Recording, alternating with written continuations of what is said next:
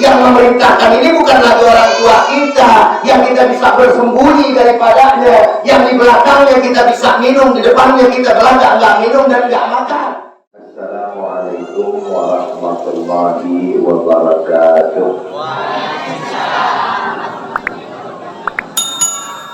Bismillah walhamdulillah.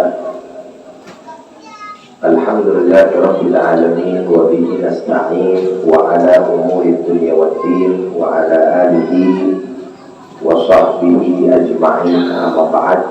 Puji dan syukur hanya untuk Allah, salawat dan salam untuk baginda kita Nabi besar Muhammad sallallahu alaihi wasallam beserta para keluarga, sahabat, dan insyaallah kepada kita semua selaku umatnya. Akhirnya kiram yang sama kita hormati dan sama kita muliakan segenap para alim ulama, tuan guru, tokoh masyarakat yang tidak dapat saya sebutkan namanya satu persatu, namun tidak mengurangi rasa hormat dan takzim saya kepada beliau semua. Bapak-bapak, ibu-ibu yang sama dirahmati dan dimuliakan oleh Allah Subhanahu wa Ta'ala. Pada kesempatan sore hari yang mulia ini, alhamdulillah kita dapat bermuajahah, berkumpul, bersilaturahim di dalam rangka safari dakwah yang digelar oleh dua lembaga. Yang pertama adalah lembaga Sisar, yaitu Siantar Sumarumun Satu Rasa, yang diketuai oleh Ahli Nafilah Al-Ustaz Mufti Siregar yang ada di belakang saya, dan juga FKPNI, Forum Komunikasi Pengusaha Muda Indonesia, yang diketuai oleh Ahli Nafilah Ustaz Azhur Hussein yang juga ada di belakang saya. Bapak Ibu sekalian sama dirahmati dan dimuliakan oleh Allah Subhanahu wa Ta'ala, masuklah kita kepada pembahasan kajian ceramah safari dakwah kita pada kesempatan sore hari ini. Tidak akan lama karena memang waktu juga yang memisahkan kita, dan tidak akan panjang dikarenakan sekarang sudah jam 5 lewat. Tapi mudah-mudahan walaupun sebentar nanti bisa bermanfaat insya Allah. Alhamdulillah kita sedikit lagi masuk ke dalam bulan suci Ramadan, bulan yang Allah peruntukkan untuk umat baginda Nabi besar Muhammad sallallahu alaihi wasallam, di mana Allah Subhanahu wa Ta'ala berfirman, faqala ta'ala, ya ayyuhalladzina amanu kutiba alaikumus kama kutiba alal ladzina min qablikum la'allakum tattaqun. Wahai orang-orang yang beriman, diwajibkan atas kalian berpuasa. Diwajibin apa, Bu?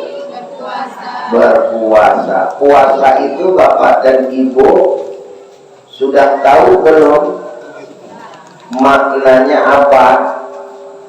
Al-imsaku, as-sawmu al-imsaku anil ukri wa syurbi, atau wa anil muftirat min tulu'il fajri ila gurubish syamsi ma'an niyah, yakni menahan lapar dan juga haus. Dari kapan? Dari terbit sampai kemudian tenggelam Atau kalau bahasa kita dari masuk waktu sampai masuk waktu alhamdulillah. Nahan haus, nahan lapar. Ustadz mau tanya, berat atau ringan? Yang benar. Assalamualaikum. Berat atau ringan?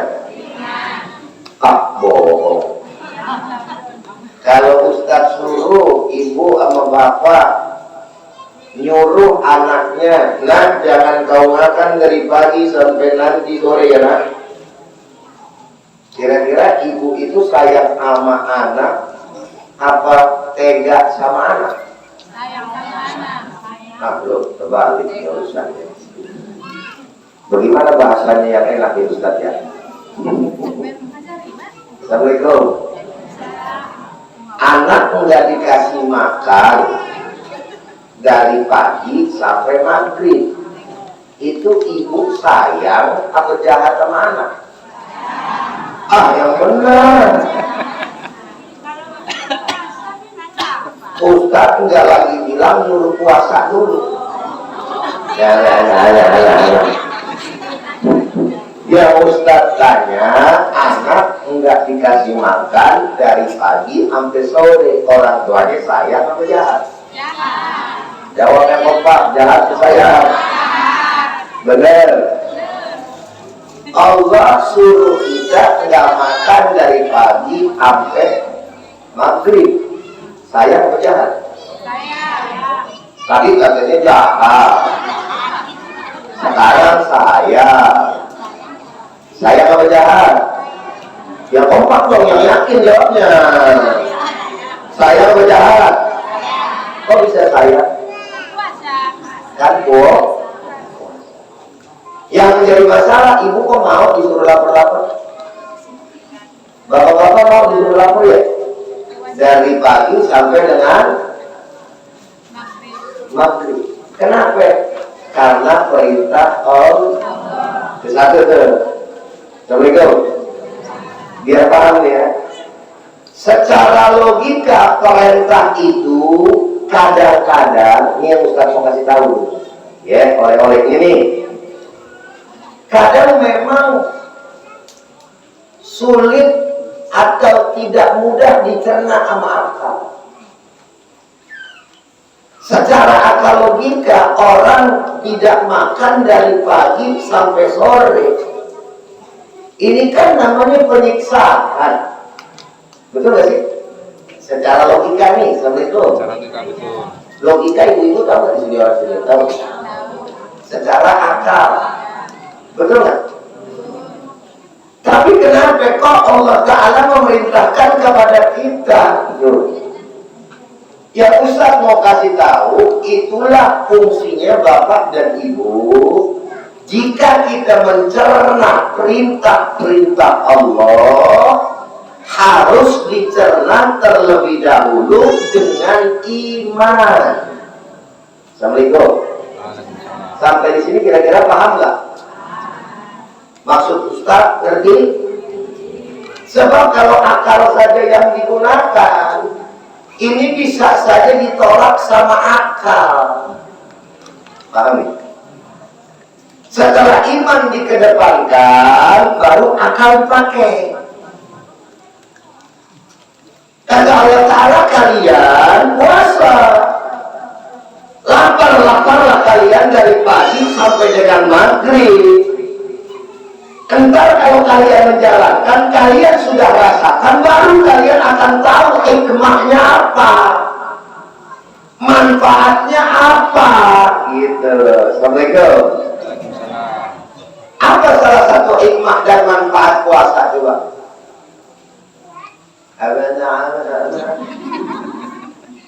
Tidak lain dan tidak bukan kata Nabi, sumu tasihu. Puasalah kalian, maka kalian akan sehat. Tuh.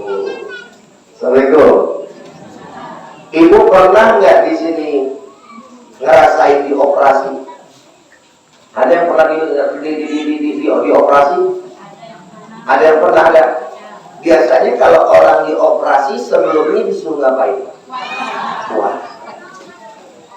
Secara ilmu kedokteran diakui. Nah ternyata ketika dilihat ini puasa, yang nyuruh dokter bukan. Sebelumnya perintah puasa itu sebelum dikenal dengan ilmu kedokteran, Islamlah yang punya. Salah satu daripada hikmah kita berpuasa tidak lain dan tidak bukan agar kita menjadi sehat. Alhamdulillah. Sehingga yang namanya perut kita istirahat. Betul apa betul? Berbagai macam toksin. Nah, apa itu toksinnya?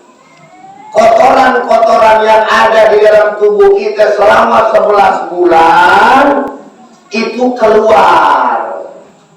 Orang yang biasanya asam lambung aja nih, Ustaz ini punya penyakit asam lambung.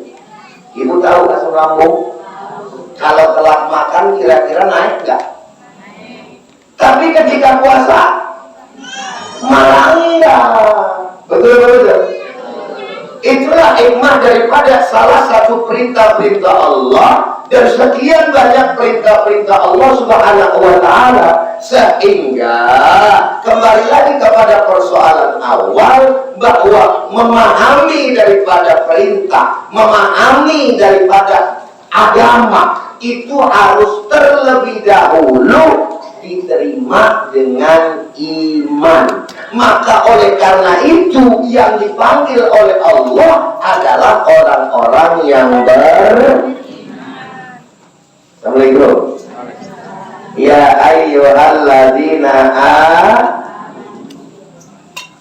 wahai orang-orang beriman. Allah Ta'ala gak panggil ya ayyuhal muslimun. Hai orang-orang Islam, hai orang-orang yang beragama Islam, hai kalian seorang muslim. Nggak dipanggil sama Allah Ta'ala begitu. Kenapa Bu? Kira-kira hikmahnya? Assalamualaikum. Udah tahu belum? Bilang aja kalau belum. Udah tahu belum? Belum. Gitu ya. Sekali lagi, udah tahu belum? Pakai begini dong, pakai begini. Udah tahu belum? Coba goyang. Ternyata sesuai kenyataan, banyak orang-orang yang beragama Islam saat bulan puasa datang enggak semuanya puasa. Benar atau benar? Di daerah sini ada nggak kalau bulan Ramadan orang puasa ada yang nggak puasa? Mana orangnya?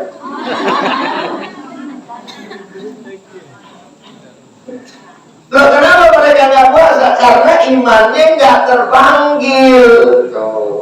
Yang dipanggil itu imannya. Sampean orang Islam, ya. Kalau sampean punya iman yang bagus, yang benar, maka apapun perintah Allah Subhanahu wa Ta'ala bakal kalian kerjakan.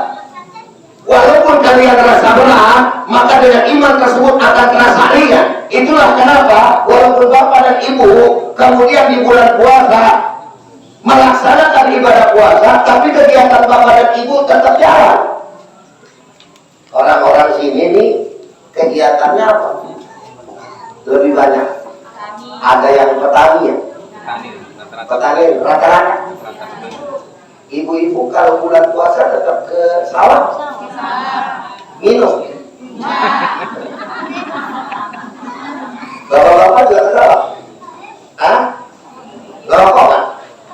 Kalau siang. Kenapa nggak ngerokok? Karena Bu panas nggak? Kalau ke sawah panas nggak? Lebih panas mana? Bulan puasa apa bulan biasa? Bulan Ramadan apa bulan di luar Ramadan? Kenapa ibu-ibu kagak mau buka? Padahal kan lebih berat. Bukan jawabannya itu, karena iman. Benar. Ustaz mau tanya, ibu-ibu bapak-bapak kalau masih kecil disuruh puasa sama orang tua apa enggak? Disuruh ya? Anak-anak kita juga disuruh ya. Itu dia puasa karena Allah apa karena takut sama kita? Karena takut sama orang. Maka oleh karena takut sama orang tua, di depan kita bisa puasa, di belakang kita korupsi. Ah, nggak ada mamaku ini lah, ada yang begitu? Siapa yang pengalaman tunjuk tangan? Benar-benar. Ustaz masih kecil, lagi puasa karena takutnya sama orang tua. Kamu sholat ke masjid, kelanggar tak sholat mah sholat, tapi giliran di tempat ngambil wudhu, tapi bu masukin air banyak. Keluar ini, sisanya kemana sisanya? Sisanya kemana? Ini, betul enggak? Tapi ketika kita udah besar, apa kita kemudian melakukan hal itu? Walaupun di tempat wudhu, di sini kita lagi ngambil air wudhu, di samping ada orang. Kita minum tuh air wudhu, di samping kita tahu nggak kalau kita minum? Tahu nggak? Tapi kenapa kita nggak melakukan itu sebagaimana kita melakukannya saat kita kecil? Karena ketika kita udah dewasa, kita paham yang memerintahkan ini bukan lagi orang tua kita, yang kita bisa bersembunyi daripadanya, yang di belakangnya kita bisa minum, di depannya kita belakang nggak minum dan nggak makan. Tetapi di sini saat ini ketika kita dewasa, kita paham dan kita ngerti bahwa Allah yang memantau kita dimanapun kita berada, Allah yang maha tahu apa yang kita lakukan, sehingga dimanapun kita berada, walaupun orang lain tidak mengetahui kita makan dan minum, Allah mengetahui kita makan dan minum. Betul-betul? Benar-benar?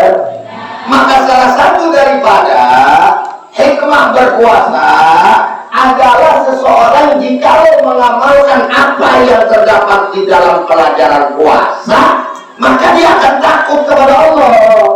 Betul betul. Kenapa? Karena dia tahu Allah ini maha tahu. Dimanapun saya berada, pasti Allah tahu. Apapun yang saya lakukan, Allah pun maha tahu.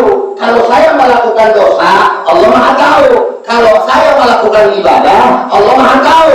Nanti kalau saya melakukan maksiat, Allah melihat saya malu. Kira-kira jadi nggak ngelakuin maksiat? Jadi nggak ngelakuin dosa?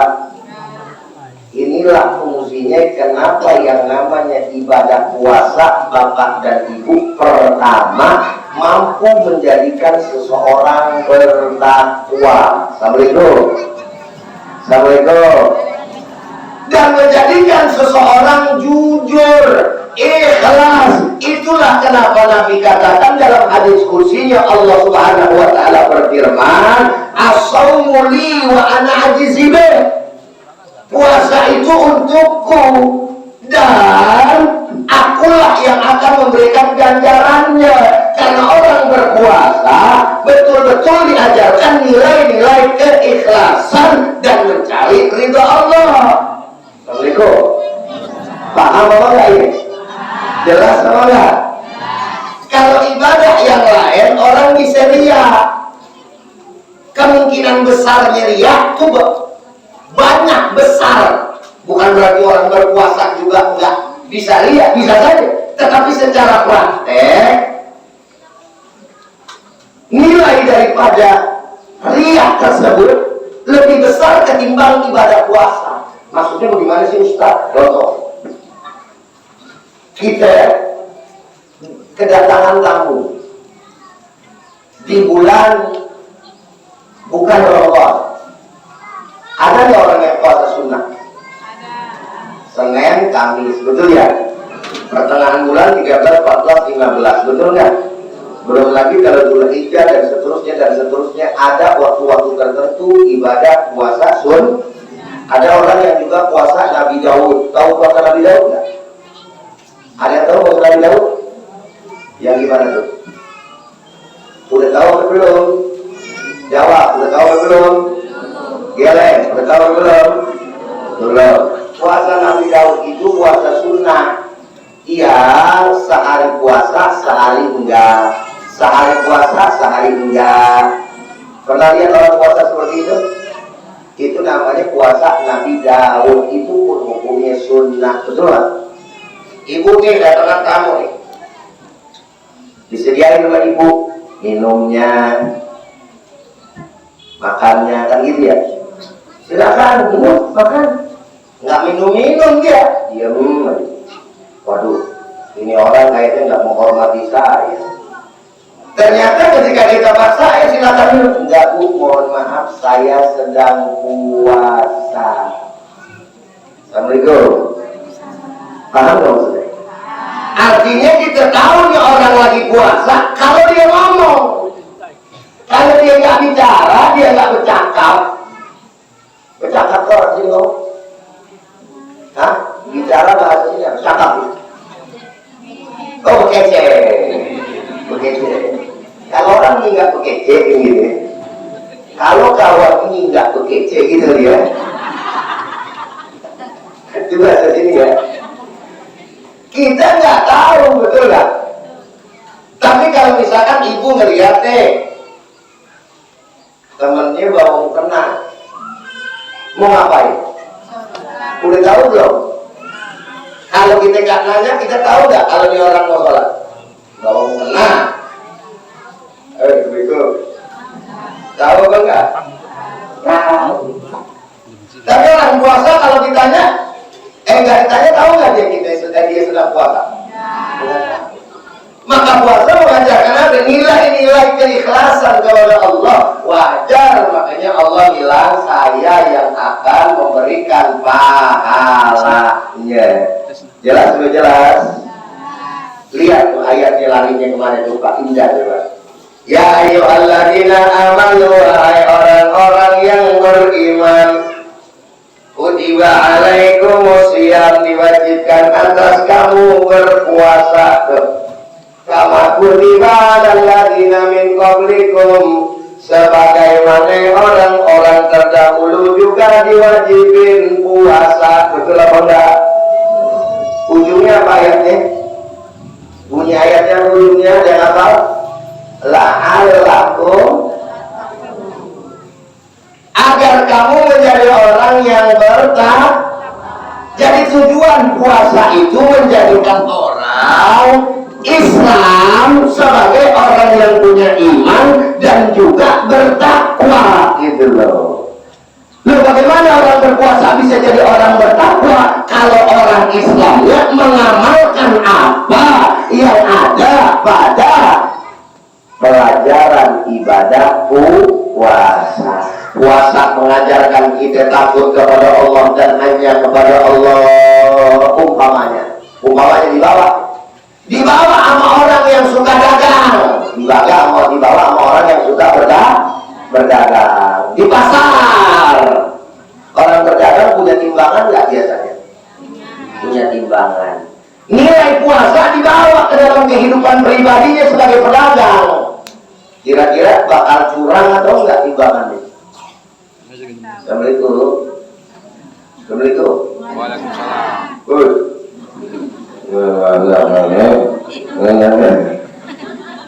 Kalau Ustaz nanya, jawab ya. Mau salah, mau bener urusan belakang. Yang penting bekece gitu. Ustaz mau tanya, ini orang bakal curang apa enggak? Kalau dia tahu nilai puasa tadi, curang apa enggak? Kenapa enggak? Karena dia tahu kalau timbangannya dikurangin, Allah yang tahu. Begitu kan? Jadi jujur kan dia sebagai pedagang? Orang jujur bagus apa enggak? Orang jujur bagian daripada sifat orang bertakwa atau tidak? Benar atau enggak? Artinya kan nilai puasa ini kalau dibawa ke dalam kehidupan sehari-hari, jadi apapun kalian, maka kalian bakal jadi orang bertakwa. Itu maksudnya. Ketika kalian jadi pejabat, ketika kalian jadi penguasa, ketika nilai-nilai puasa itu dibawa oleh kalian takut kepada Allah. Saya mau korupsi nih, lumayan ini, gitu kan, bisa kaya saya ini. Tapi kemudian dia berhenti, tidak, rakyat boleh tidak tahu, rakyat boleh nggak melihat, tapi kan Allah melihat, Allah kan maha tahu. Jadi korupsi apa enggak? Jadi korupsi apa enggak? Kenapa enggak? Takut kepada Allah. Karena puasa hanya sebagai seremonial doang. Tahu seremonial? Sebatas lewat, rutinitas. Nggak tahu itu rutinitas. Tahun lewat, puasa, ya udah puasa. Tahun depan lagi datang puasa, ya udah puasa. Tapi nilai-nilainya nggak diambil dan tidak dimasukkan ke dalam hidup dan kehidupan sehari-hari, maka tidak akan punya dampak pada pribadi orang tersebut. Itu maksud Ustaz. Pejabat banyak yang puasa nggak? Jawab, pejabat banyak yang puasa nggak? Ada yang puasa nggak? Tapi korupsinya jalan apa enggak? Benar. Betul. Pejabat berpuasa, tapi korupsi mah jalan. Banyak yang korupsi. Orang keras banyak yang korupsi. Di Indonesia yang korupsi banyak apa enggak? Kalau itu para pejabat dia takut kepada Allah, dia nggak bakalan korupsi. Orang Islam, orang Indonesia dari Sabang sampai Merauke kaya. Nggak ada yang kayak ibu-ibu ibarat gajah, tinggal di pelosok dengan bangunan sederhana, kaya semua. Betul nggak? Karena Indonesia ini negara terkaya yang Allah Ta'ala berikan. Bu, Assalamualaikum. Apa kekayaan Sumatera Utara?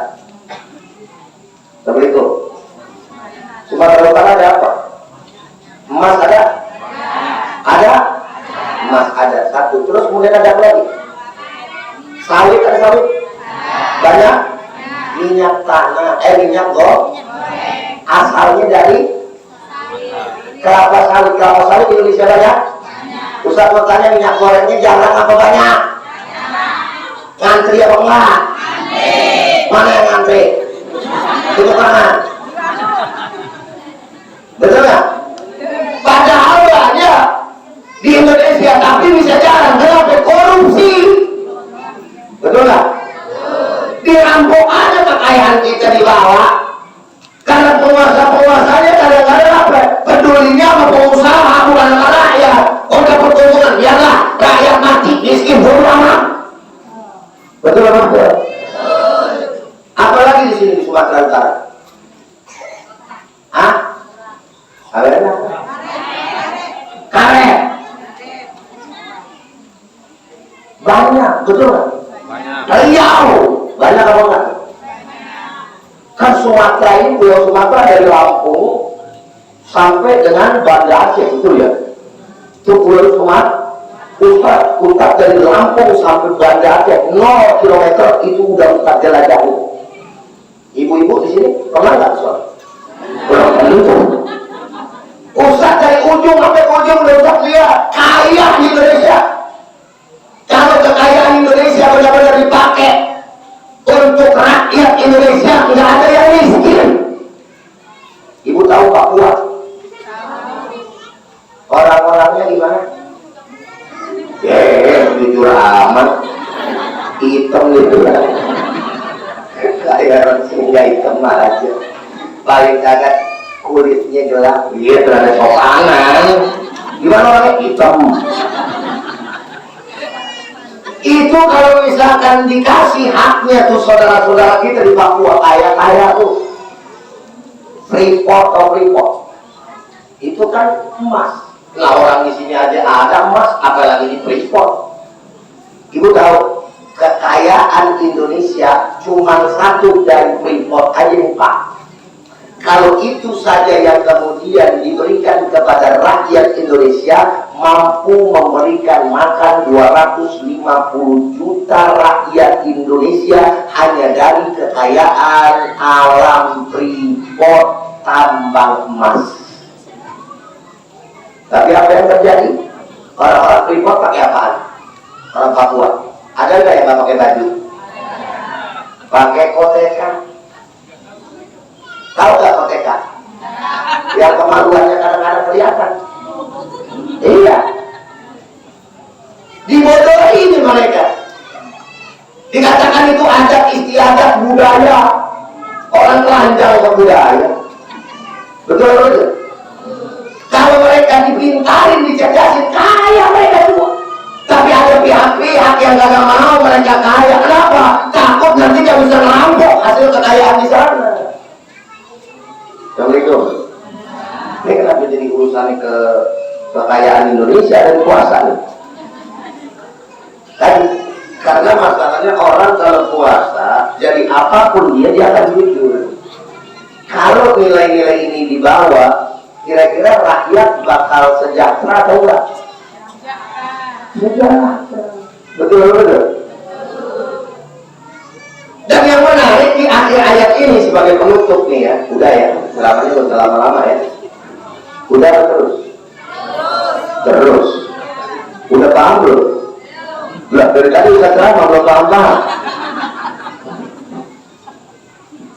Lihat akhirnya, la'allakum tattaqun. Kata la'alla itu kalau di dalam bahasa Arab, ibu perhatikan aja, ngerti nggak ngerti, paham nggak paham, pokoknya dengerin aja dah ya.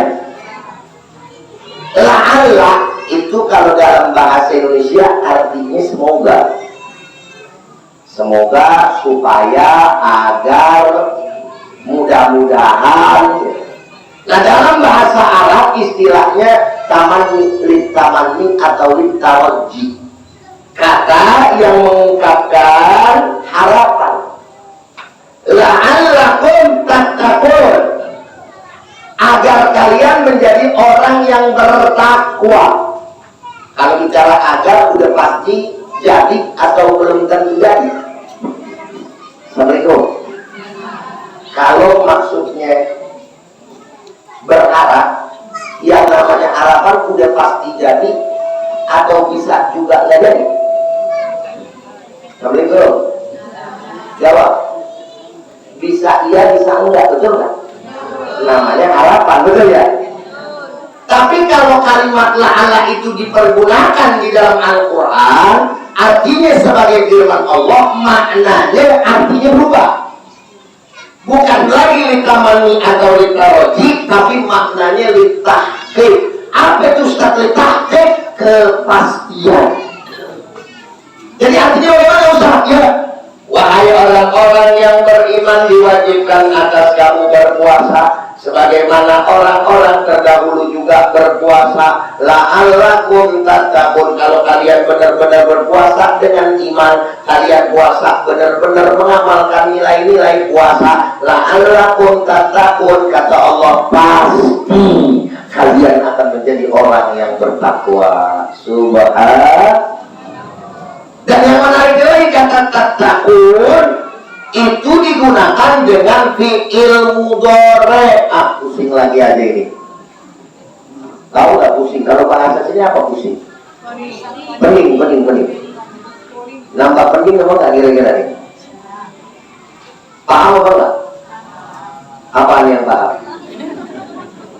Fi'il mudhari', tahu fi'il mudhari'? Apa?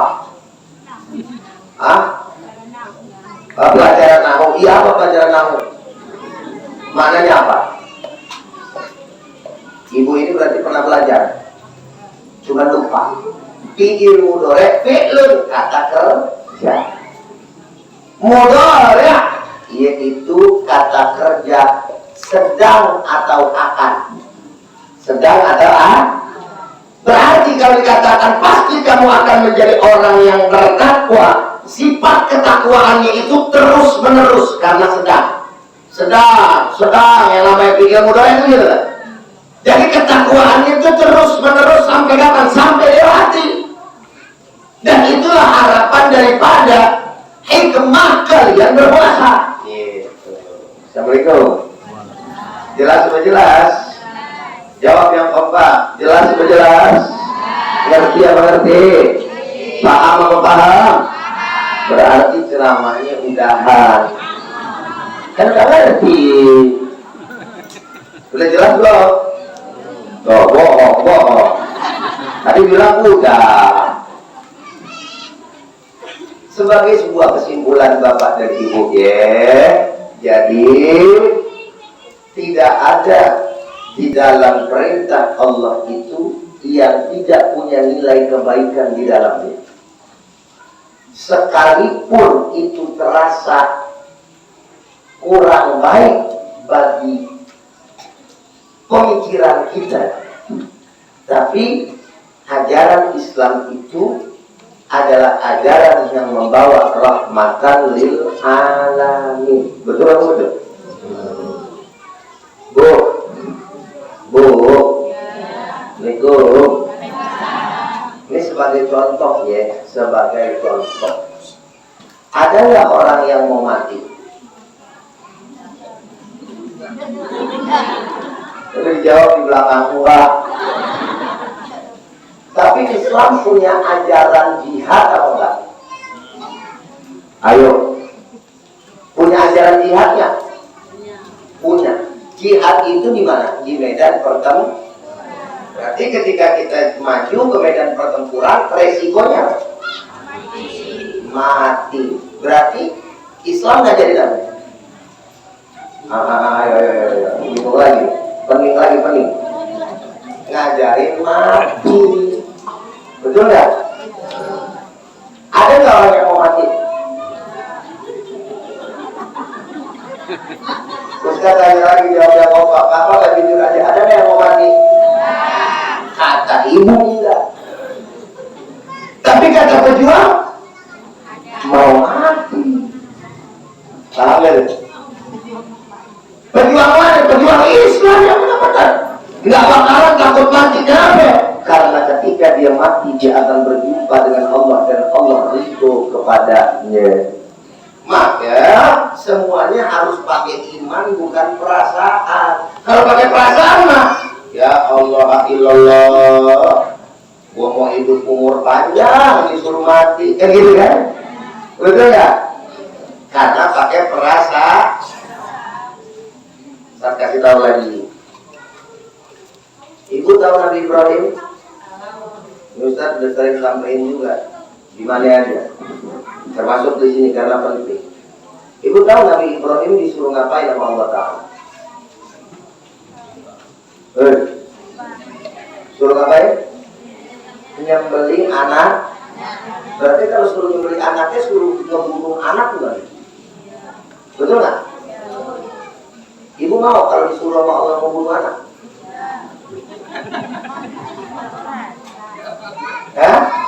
Mau nggak? Jujur mau nggak? Enggak, karena ibu bukan nabi. Tapi Nabi Ibrahim disuruh membunuh anaknya, betul nggak? Kalau pakai secara akal kira-kira kita marah nggak sama Allah?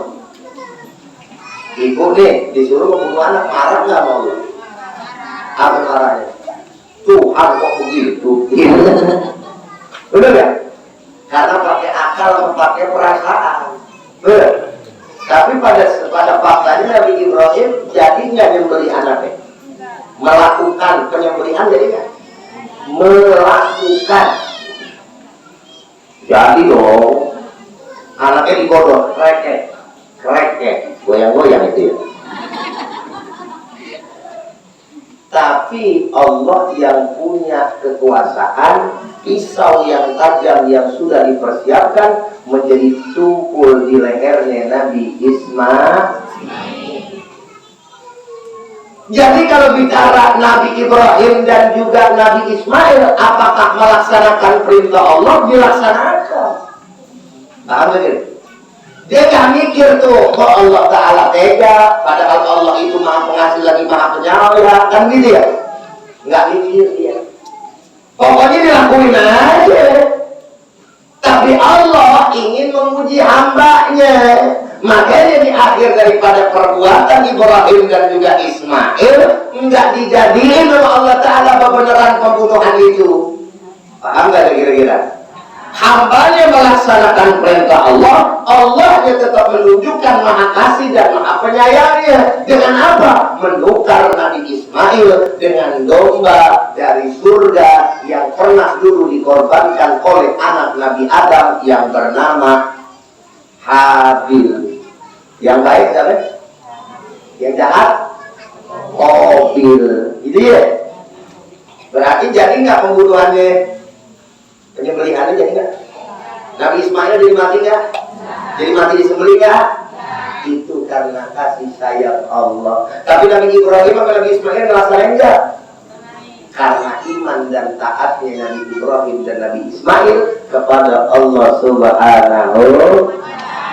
Kira-kira jelas? Paham? Sekali lagi jawab yang kompak, jelas? Paham? Kalau udah jelas, sudah paham, udah. Oh belum? Udah ya? Ustaz itu serah. Minum. Orang disediain doang, dituangin kagak. Ustaz tuang sendiri. Bismillahirrahmanirrahim. Ibu-ibu, bapak-bapak pengen Ustaz lama. Karena sehabis ini Ustaz akan ada lagi ceramah di salah satu daerah. Ya, minum dulu Ustaz. Bismillah.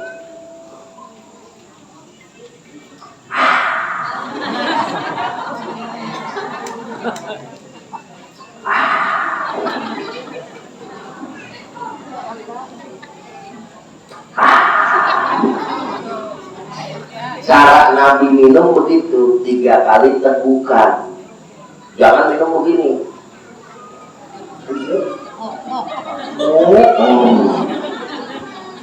Nggak boleh. Berhenti sesaat, minum lagi, berhenti sesaat, minum lagi, supaya bagus kita punya yang namanya pencernaan. Jadi saya mau tanya, jawab yang kompak. Islam indah atau tidak? Islam bagus atau tidak? Ustaz mau tanya, siap pertahankan Islam? Siap. Sampai mati? Siap. Betul? Siap jaga iman? Siap. Insya. Biarpun kita orang tidak punya, tapi iman tetap harus di dada hingga kita kembali ke Allah Subhanahu. Amin ya rabbal. Baik, angkat kedua tangan kita. Astagfirullahaladzim, astagfirullahaladzim, walhamdulillah. Allahumma sholli ala sayyidina Muhammad wa ala ali sayyidina Muhammad. Allahumma hdina bi hudaka waj'alna mimman yusari'u fi ridha wa la tuwallina waliyan siwa wa la taj'alna mimman khalafa amraka wa asha. Wa hasbunallahu wa ni'mal wakeel, ni'mal maula wa ni'mal nasir, wa la haula wa la quwwata illa billahil aliyyil azim. Wa sallallahu ala sayyidina Muhammadin nabiyil ummi wa ala alihi wa sahbihi wasallam. Bi fadli subhana rabbika rabbil izzati amma yasifun wa salamun ala mursalin walhamdulillahi rabbil alamin. Taqabbalallahu minna wa minkum wa taqabbal ya karim. Demikian apa yang Ustaz bisa sampaikan, mudah-mudahan bermanfaat insya Allah. Adalah waktu yang kumijmain. Assalamualaikum warahmatullahi wabarakatuh. Allahumma salli wa sallim wa barik ala sayyidina Muhammad